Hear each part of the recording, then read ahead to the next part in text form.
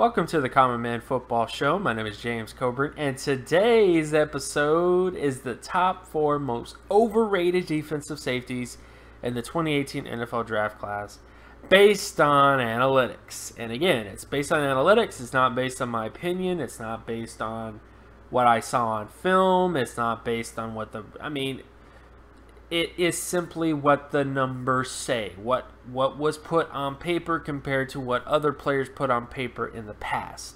And when it comes to how we're going to get to the list, first of all, when it comes to overrated, that is the only subjective matter in this whole list is overratedness. I would define overratedness by players that are ranked higher than what they should be based on what they put on paper. So to you, they may be overrated. To me, they may not. But numbers-wise, it's really safeties that are ranked at a spot to where they're either ranked over a safety that did more things on paper, or they're just way, way, way too high either way. Or they even have a draftable grade by some people. And I know people hate when I don't know. People don't like it when I bring up that fact, but some safeties shouldn't have draftable grades. Like, if they don't have the sort of production that you're looking for, and there's never been a starting safety with what they put on paper, then why would you give that guy a draftable grade? Why would you want to draft somebody with a 0% chance of becoming a long-term starter? Is all I'm trying to say.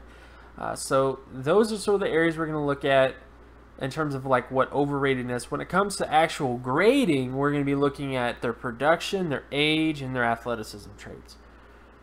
Production is simply market share data, specifically defensive market share data. And some of you are probably going, defensive market share, what the heck is that? Well, you take an individual defensive statistic and you divide it by the team total statistic. For example, pass deflections or pass breakups. If a safety had 8 pass deflections in a year and the team had 80 pass deflections, and that safety had 10% pass deflection market share. But you take that number, you take that score of market share and you compare it to every single safety since the 1999 NFL Draft Class when it came to their market share, and then you're able to see what the patterns are or what patterns exist production-wise based on their defensive market share data. So we're going to be looking at solo tackle market share, interception market share, and pass deflection market share, which all goes by that same methodology. We're going to be looking at age. None of the players in this list really have bad age scores, but age is somewhat important to kind of figure out if they have the potential to be a prodigy or not. And then the last aspect is the speed score, which basically takes into account mass density and what their speed is for their mass density. Mass density, of course, is weight divided by height, and the 40-yard dash is specifically that number is from NFLDraftScout.com. That's where that number comes from. The numbers we're going to be using, it's a preliminary number. It's not set in stone. What they do at the combine is going to hold a lot more weight in grading than what they did or what was reported back in June. So don't worry about that too much. And most of the guys, in fact, all the guys on this list really didn't have or put up terrible speed scores. So those are the main reasons that these guys are on this list. For the most part, really is because of their production. And we'll get into that when we get into the top 5. And now let's get to the list, or top 4, excuse me. At number 4, we have Marcus Allen, defensive safety out of Penn State. When it comes to height and weight, he's 6'1", 202 pounds with a 4.55 40-yard dash. Based on his production, he put up an 80.62 solo tackle market share score, a 16.11 interception market share score, and only a 38.58 pass deflection market share score. That's just not good, guys. Solo tackle is fine. I mean, his solo tackle market share is decent, but his interception market share only being 16.11 is not impressive. Doesn't hit any Pro Bowl thresholds. His pass deflection market share of 38.58 doesn't really hit any Pro Bowl thresholds either, or all pro thresholds. And even though he has a good age score of 91 out of 100 and his speed score is 53.94 out of 100, which at least is average. It's average speed at the position. But when you look at his production profile, it's just is not really that great. And Marcus Allen is a safety that I've seen day 2. He's on some people's top 5 safety lists at times right now, and I just think what he's done on paper, based on the analytics, doesn't warrant him to be ranked that high in most people's lists. So despite the fact that he does have a good age score, and despite the fact that his speed score is decent, and his solo tackle market share score is okay, but that interception market share and that pass deflection market share is just ugly. And that is why he's number 4 on this list. At number 3, we have Nick Washington, defensive safety out of Florida. When it comes to height and weight, he's 6 foot, 197 pounds with a 4.54 40-yard dash. Based on his production, which is the main reason he's here, is he has a 26.21 solo tackle market share score, a 26.93 interception market share score, and a 12.47 pass deflection market share score. That is just ugly. That's not good. And, you know, it doesn't hit any of the solo tackle marks he needs to hit. He doesn't hit any of the interception market share stuff he needs to hit. And his pass deflection market share is abysmal. You know, he has an okay speed score, 51.68 out of 100. But there's just nothing on paper saying that you should have this guy as high as he's ranked. I've seen Nick Washington ranked as a mid-rounder, a day 2 to high-end day 3 pick. But if the draft were to happen today, would you draft a safety that put up a 26.21 score with a 26.93 score with a 12.47 score? If somebody took a test and they put up a 12.47 on that test, you wouldn't hire that guy to do anything. So he can improve his production this year. Obviously, he's going to get featured more in the Florida defense because a lot of their safeties are gone now. Or at least were drafted. In particular, one of the safeties in particular, was drafted by the Jets. But you just don't put a guy that high. You don't put him day 2 or day 3 even when they put up this type of production profile. So might be things to get excited about with him, but based on what he put up on paper, there's just not enough here to have him as highly ranked as he is right now by most people out there. At number 2, we have Damon Webb, defensive safety at Ohio State. When it comes to height and weight, he's 5'11", 195 pounds with a 4.49 40-yard dash. Based on his production, he put up a 30.39 solo tackle market share score, 18.29 interception market share score, and a 26.21 pass deflection market share score. Again, guys, that just is not impressive. The solo tackle market share doesn't hit any of the marks it needs to hit in terms of All-Pro or Pro Bowl thresholds.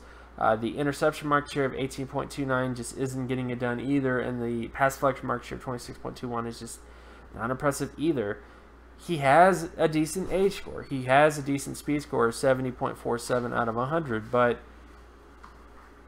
based on his production, you just don't draft a guy who puts up that type of production. And I know he plays at Ohio State. I know it's a big program.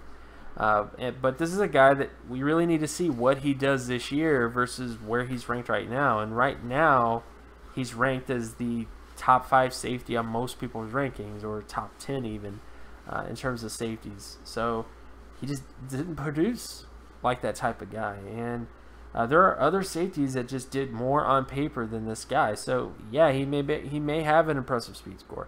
He may have a really good year this year. But you don't rank a guy that high without him proving on paper that he's worthy of that spot.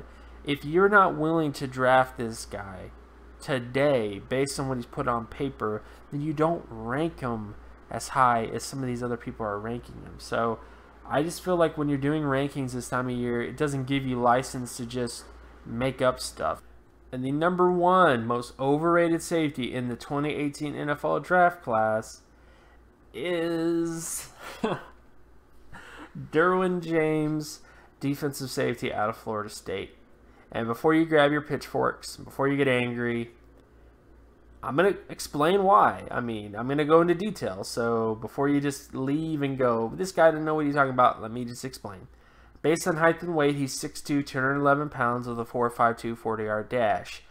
But based on his production, he only put up a 68.52 solo tackle market share score, only put up a 15.20 interception market share score, and only 35.21 pass deflection market share score.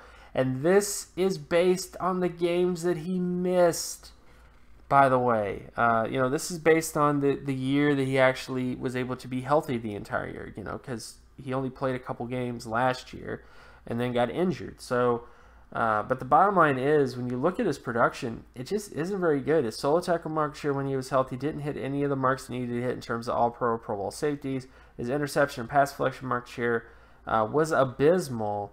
And yes, he had a very good start last year, but he needs to put together a season where he's really productive. Like, he needs to have a season where his solo tackle mark share is elite, and his pass deflection mark share is elite, and his interception mark share is elite. And until he has that type of season, we shouldn't be ranking him as high as we're ranking him. Like Derwin James is essentially a guy who we're putting expectations on. We're crowning him without any evidence of eliteness.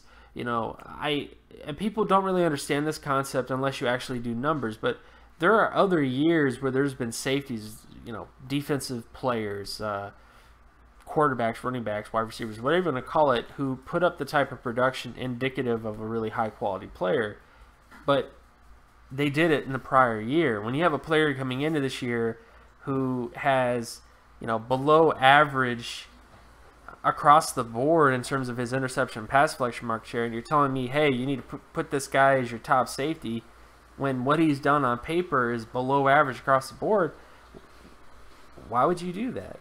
You know, that just doesn't make any sense. So as much as Derwin James is someone that has gotten a lot of hype, and he plays at Florida State, and he has some cool gifts and videos of him making plays, but you know, if you look at just his production on paper, what he's done, and you look at the other sort of factors like injury history and everything else like that, he should not be considered the top safety in this class, let alone a top 5 safety in this class, until he proves on paper that he can produce like a top safety an entire year. So those are just the issues. His age score is fine. I mean, his age is 90.79 out of 100. His speed score is 75.76 out of 100. So if he improves his production, if he stays healthy an entire year and ends up with very high interception mark share and very high pass deflection mark share on top of higher solo tackle mark share, then yeah, go ahead, crown him the top safety. But until he does the things on paper that the past great safeties have done, whether you're talking about Sean Taylor, whether you're talking about Ed Reed, whether you're talking about Troy Polamalu, whether, you know, whoever you want to talk about that is a great safety, until he does what those great safeties did on paper, we shouldn't be comparing him to those great safeties, and we shouldn't be ranking him and pretending that he's going to be one of those great safeties until he proves on the football field that he can meet the types of production that those players put up. And unfortunately, that's why he's number 1 on this list. I do like Derwin James on film. I think there's lots of positives, but the bottom line is he just has not done enough on paper to be considered a top safety in the 2018 class yet. This concludes the top 4 most overrated safeties in the 2018 NFL draft class based on analytics. My name is James Coburn. You can find my work at draftcoburn.wordpress.com. You can also follow me on Twitter at Geometrics. And if you like this content and you want more content like this, be sure to leave a like and subscribe. Share this video with friends and family as well, and I will talk to you guys in the next video. Peace.